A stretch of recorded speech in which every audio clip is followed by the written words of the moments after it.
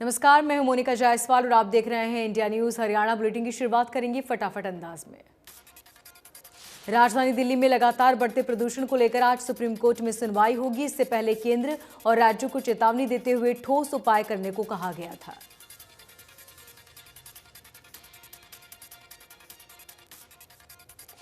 दिल्ली में AQI 300 के पार है और लगातार तीसरे दिन वायु गुणवत्ता बहुत खराब श्रेणी में दर्ज की गई है।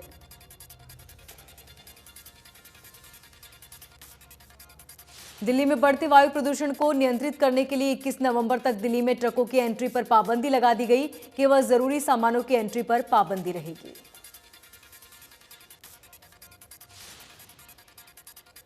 CAQM ने रेलवे, मेट्रो, एयरपोर्ट और राष्ट्रीय सुरक्षा, डिफेंस को छोड़कर सभी कंस्ट्रक्शन पर 21 नवंबर तक के लिए बंद करने का आदेश जारी किया।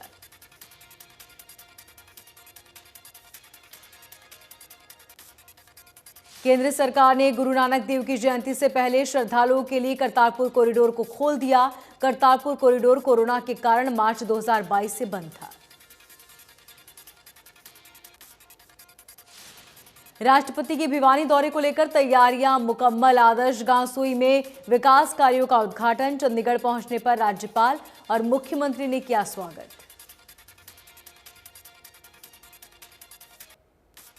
यूपी चुनाव से पहले पीएम मोदी ने पूर्वांचल एक्सप्रेसवे की सौगात दी।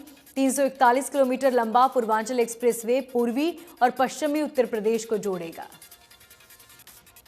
एक्सप्रेसवे लखनऊ की चांद सराय से शुरू होकर गाजीपुर तक चलेगा और इसे बनाने में 22,497 करोड़ रुपए का खर्च आया।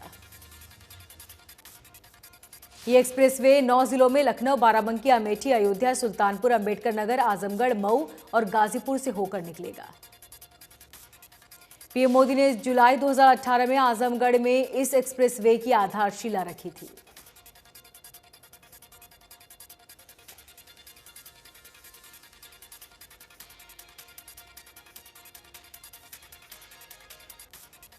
एक्सप्रेसवे के उद्घाटन के बाद सुल्तानपुर में बनी हवाई पट्टी पर एयर शो हुआ। इस शो में राफेल, सुखोई और लड़ाकू विमानों ने टच एंड गो ऑपरेशन किया,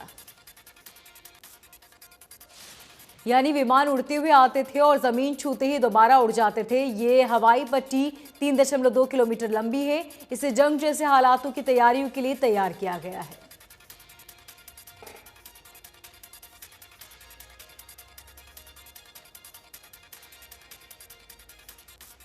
उन्होंने कहा कि आज इस कार्यक्रम में यूपी के लोगों को कोरोना वैक्सीनेशन के लिए बेहतर काम करने के लिए उनकी प्रशंसा करता हूं। यूपी ने 14 करोड़ टीके लगाकर अपने राज्य को, देश को नहीं बल्कि पूरी दुनिया को अग्रणी भूमिका में खड़ा कर लिया है। पीएम मोदी ने कहा कि चौतरफा विकास के लिए हमारी सरकार मेहनत कर रही है। इसका लाभ नारी शक्ति को हुआ है। गरीब बहनों को जब उनका पक्का घर मिल रहा था तो उनको परेशानियों से मुक्ति मिल रही थी। मुफ्त बिजली और गैस कनेक्शन से भी परेशानी दूर हुई। टॉयलेट के अभाव में घर और स्कूल में परेशान बेटी बहनों को होती थी, अब ऐसा नहीं होगा। सलमान खुर्शीद अपनी किताब को लेकर अनिल विज ने निशाना साधा। अनिल विज ने कहा कि उन्होंने अपनी किताब में वही लिखा जो कांग्रेस ने अब तक पढ़ाया है। दिल्ली में वायु प्रदूषण पर बोलते हुए विज ने कहा कि केजरीवाल प्रदूषण का ठिकरा दूसरों पर फोड़ते हैं, जबकि बाकी बचे 90% प्रदूषण के लिए केजरीवाल ही जिम्मेदार।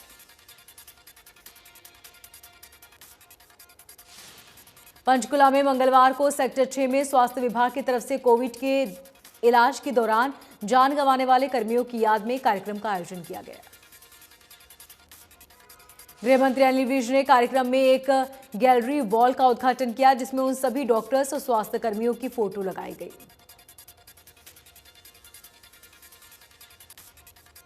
इंडिया न्यूज के मैनेजिंग एडिटर राणा यशवंत फरीदाबाद की जेसी बोस यूनिवर्सिटी में बतौर मुख्य वक्ता पहुंचे थे। उन्होंने राष्ट्रीय प्रेस दिवस के मौके पर जर्नलिज्म के छात्रों को संबोधित किया। उन्होंने कहा कि मीडिया के विद्यार्थियों को विभिन्न जटिल मुद्दों पर गहरी समझ होनी जरूरी है और विभिन्न विषयों पर बोलने के लिए दिमाग और जुबान के बीच तालमेल होना भी जरूरी है। उन्होंने कहा कि मीडिया के विद्यार्थियों को भाषा पर पकड़ और शब्दों के सही इस्तेमाल का ज्ञान होना चाहिए। राष्ट्रीय प्रेस दिवस के अवसर पर पलवल में सूचना विभाग द्वारा स्थानीय विश्राम गृह के सभागार में कार्यक्रम का आयोजन किया गया। इस अवसर पर कोविड-19 वैक्सीन महामारी के दौरान दिवंगत पत्रकारों के लिए 2 मिनट का मौन भी रखा। अंबाला नगर निगम की बुधवार को अहम बैठक होने जा रही है, जिसको लेकर निगम की तरफ से सभी तैयारियां पूरी कर ली गई। बुधवार को होने वाली मीटिंग से पहले मनोनीत पार्षदों को शपथ दिलाई जाएगी और आखिरी बैठक जहां समाप्त हुई थी, वहीं से बैठक को आगे बढ़ाया जाएगा। पानीपत के पीडब्ल्यूडी रेस्ट हाउस में पत्रकारों से बातचीत करते हुए बनवारी लाल ने कहा कि मैं किसान संगठन और संयुक्त किसान मोर्चा से अपील करता हूं कि सरकार के साथ बातचीत करें। उन्होंने कहा कि यदि कानूनों में उनको किसी तरह की कोई कमी लगती है तो वो बताएं कि अपनी समस्या को किस तरह हल किया जा सकता है। इसके साथ ही उन्होंने पत्रकार दिवस के उपलक्ष्य में सभी पत्रकारों को बधाई देते हुए कहा कि पत्रकार लोकतंत्र का चौथा स्तंभ है। फरीदाबाद में जिला उपायुक्त सहित तमाम आला अधिकारियों के साथ विधायक राजेश ने क्षेत्र में विकास कार्यों की संबंधित समीक्षा बैठक की। बैठक के बाद समस्याओं का जायजा लेने के लिए राजेश नागर और जिला उपायुक्त सहित सभी अधिकारी मौके पर पहुंचे। जिला उपायुक्त ने कहा कि तिगांव क्षेत्र के विकास कार्यों में कोई भी ढिलाई बरती गई तो बर्दाश्त नहीं किया जाएगा। कालावली में दिल्ली के सांसद और हरियाणा आम आदमी पार्टी के प्रभारी डॉक्टर सुशील ने कार्यकर्ताओं को संबोधित किया। इस दौरान उन्होंने सरकार पर धांधली के आरोप लगाए। कृषि एवं कल्याण मंत्री जीपी दलाल ने लोहारू का दौरा करते हुए कहा कि बीजेपी की नीतियों से प्रदेश के लोग खुश हैं। पूर्व मुख्यमंत्री भूपेंद्र हुड्डा ने बयान में पर पलटवार करते हुए कहा कि इलाहाबाद उपचुनाव में जमानत जब्त होने के बाद कांग्रेस नेताओं को हर जगह कमी दिखाई देती है, लेकिन भाजपा के किसानों के लिए जनहितैषी कदम उन्हें दिखाई नहीं देते। महामहिम राष्ट्रपति के भिवानी दौरे पर कृषि मंत्री ने कहा कि भिवानी छोटी काशी नगरी के नाम से जानी जाती है। इस पर गांव में महामहिम पहुंच रहे हैं तो लोग उनके स्वागत के लिए बैठे हैं।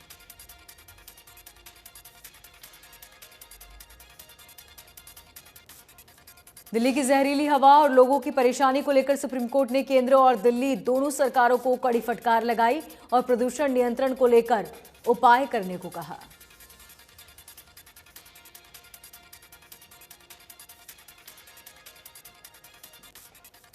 गुरुग्राम में प्रदूषण का स्तर खराब होता जा रहा है, जहां पर एयर क्वालिटी इंडेक्स 367 दर्ज किया गया।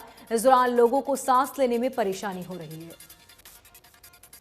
एयर क्वालिटी इंडेक्स खराब होने की वजह से हरियाणा के 4 जिलों में पाबंदी लगाई गई। इसके बावजूद भी आसमान में स्मॉग दिखाई दिया।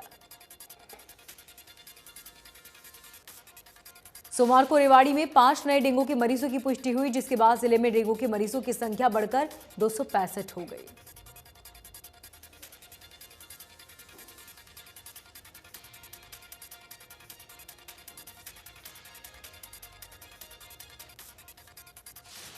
वहीं अस्पताल के डेंगू मरीजों की संख्या 46 बिस्तर की व्यवस्था की गई। बावजूद इसके अब निजी अस्पतालों में भी अधिकांश बिस्तर फुल हैं। स्वास्थ्य विभाग की माने तो नागरिक अस्पताल में प्लेटलेट्स के लिए डीबी सुविधा भी शुरू कर दी गई है, जिससे मरीजों के उपचार में काफी सुविधा मिलेगी। मेवात में डेंगू के डंक का खतरा बरकरार। जिले में अब तक 431 डेंगू के पॉजिटिव मरीज पाए गए। 6 लोगों का इलाज घर पर ही चल रहा है। डेंगू में एक बच्चे की जान चली गई और जो 6 माह का बताया जा रहा है। दिल्ली एनसीआर में लगातार एयर क्वालिटी इंडेक्स खराब है और इसको लेकर सेंट्रल पोल्यूशन कंट्रोल बोर्ड का डेटा भी देखें तो उसमें दिल्ली में ज्यादातर हरियाणा का नारनौल दूषित माना जा रहा है। नारनौल का AQI लेवल 336 अब भी बना हुआ है। इसके पीछे सड़कों पर उड़ती धूल और पराली का धुआं है। पानीपत के सिविल अस्पताल में खाने में छिपकली मिली, जिससे कई लोगों की तबीयत बिगड़ गई तो कईयों को उल्टियां हुई। दोपहर के वक्त जब मरीजों और उनके साथ आए अटेंडेंटों ने जन सेवा दल संस्था द्वारा खाना बांटा तो उस दौरान खाने में छिपकली नजर आई। किसान नेता राकेश टिकैत करनाल के एग्रो मॉल पहुंचे और किसानों से मिले। इस दौरान राकेश टिकैत ने कहा कि अगर मंडी की जमीन को सरकार बेचना चाहती है तो किसानों को उनकी जमीन वापस दे दे। राकेश टिकैत ने कहा कि सरकार मंडियों को बेचना चाहती है, अगर ऐसा हुआ तो बेचने और खरीदने वालों के खिलाफ आंदोलन करेंगे। राकेश टिकैत ने कहा कि किसान मोर्चा राजनीतिक पार्टी नहीं बनेगा, हम आंदोलनकारी हैं। किसानों के आंदोलन को जीतने के बाद भी इसे राजनीतिक पार्टियां नहीं बनने दिया जाएगा। पूरी दुनिया में इसकी मान्यता बनी हुई है।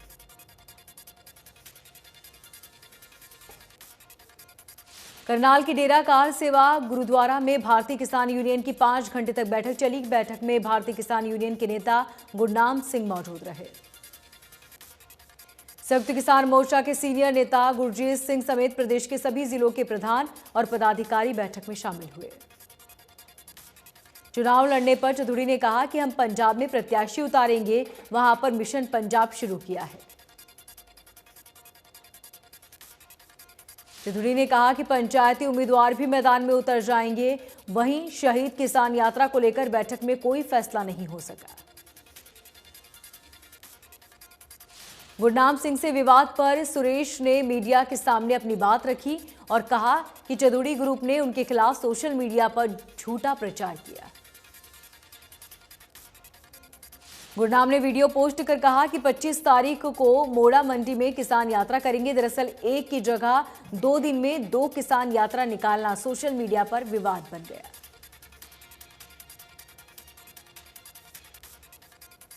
हरियाणा सीएम के प्रमुख मीडिया सलाहकार विनोद ने अपने पद से इस्तीफा दे दिया, जिसकी वजह निजी कारणों को बताया जा रहा है।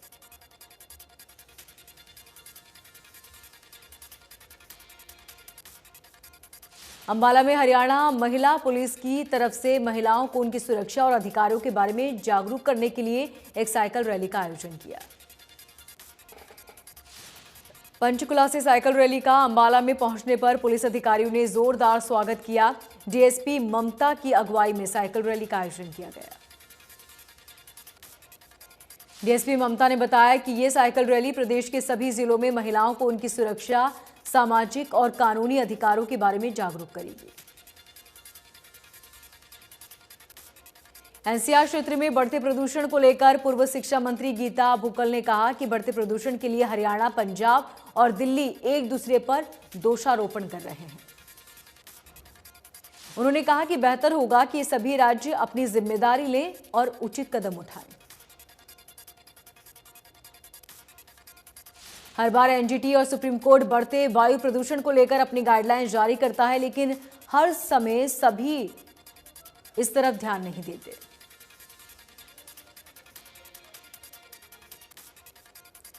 हरियाणा में पिछले कई सालों से बनी टेपरेसी पुलिस चौकियों को बदला जाएगा। पुलिस थानों में डीजीपी हरियाणा पीके अग्रवाल की तरफ से निर्देश जारी किए गए।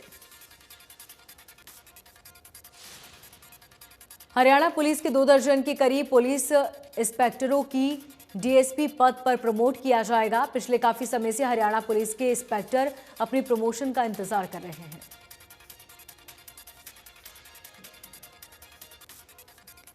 हांसी पुलिस की तरफ से किसान नेता विकास सीसर के खिलाफ मामला दर्ज किया गया। इस मामले में पुलिस की तरफ से मानहानि और विभिन्न समुदायों के बीच शत्रुता, घृणा या वैमनस्य की भावनाएं पैदा करने के आशय से असत्य कथन में धाराओं के तहत मामला दर्ज किया गया। विकास सीसर के खिलाफ 10 नवंबर की भाषणबाजी के चलते मामला दर्ज किया गया। रतिया की अनाज मंडी में देर रात अज्ञात महिलाओं द्वारा मंडी में लाया गया किसानों का धान चोरी कर लेने से किसानों में भारी रोष। धान चोरी की घटनाएं बढ़ती जा रही है, लेकिन पुलिस प्रशासन द्वारा कोई कार्रवाई नहीं की जा रही।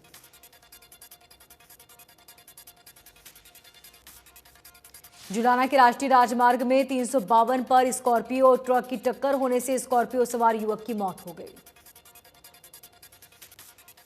परिजनों के बयान दर्ज कर अज्ञात ट्रक चालक के खिलाफ मामला दर्ज किया गया। एनआईटी फरीदाबाद में अडानी गैस कंपनी द्वारा घर घर तक पाइपलाइन के जरिए पहुंचाई जाने वाली पीएनजी कुकिंग गैस की सप्लाई अचानक ठप हो गई।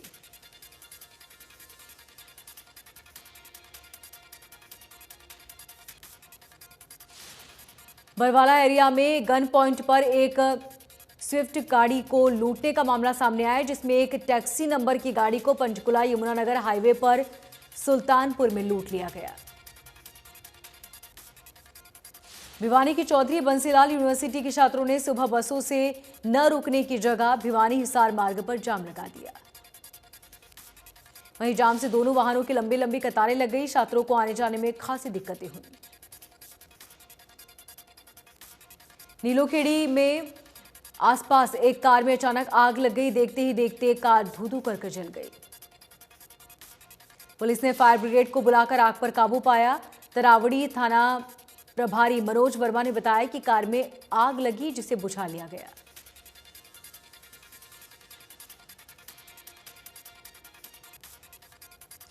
नरोंडा में आसपास से गिरा हुआ 70 किलो पत्थर स्कॉर्पियो गाड़ी से टकराया। टक्कर में गाड़ी का अगला हिस्सा टूट गया। वहीं पत्थर को लेकर स्कॉर्पियो चालक थाने पहुंच गया। स्कॉर्पियो चालक करनाल से पानीपत जा रहा था। गाड़ी में 5 लोग सवार थे।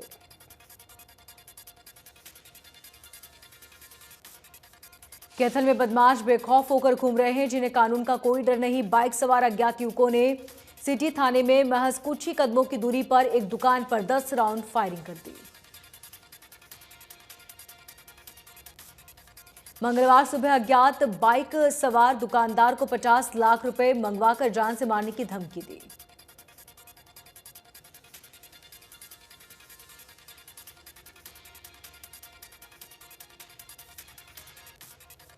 देश में पिछले 24 घंटे में 8,865 नए मामले सामने आए। एक्टिव केस 1,30,000 के पार। केरल में कोरोना के 4,557 नए मामले सामने आए। 24 घंटे में 19 लोगों की मौत। दिल्ली में कोरोना के 16 नए मामले सामने आए। Active case 370। हिमाचल प्रदेश में एक दिन में 125 नए मामले सामने आए। 20 मरीज रिकवर हुए। हरियाणा में कोरोना के 14 नए मामले सामने आए। 15 मरीज रिकवर हुए। 140 मरीज एक्टिव।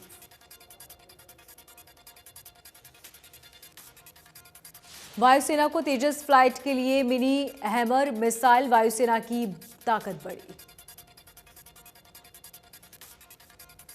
फ्रांस से भारत को हैमर मिसाइल मिली है, जिसे LCA तेजस फाइटर में लगाया जाएगा। ये दूरी को मिसाइल के हिसाब से छोटी होती है, लेकिन इससे बालाकोट एयर स्ट्राइक जैसे मिशन को पूरा करने में काफी मदद मिलेगी। श्रीनगर के हैदरपेरो इलाके में सुरक्षा बलों के साथ मुठभेड़ में 2 आतंकवादियों के मारे जाने की सूचना। इसके अलावा एक आम आदमी की भी मौत हुई।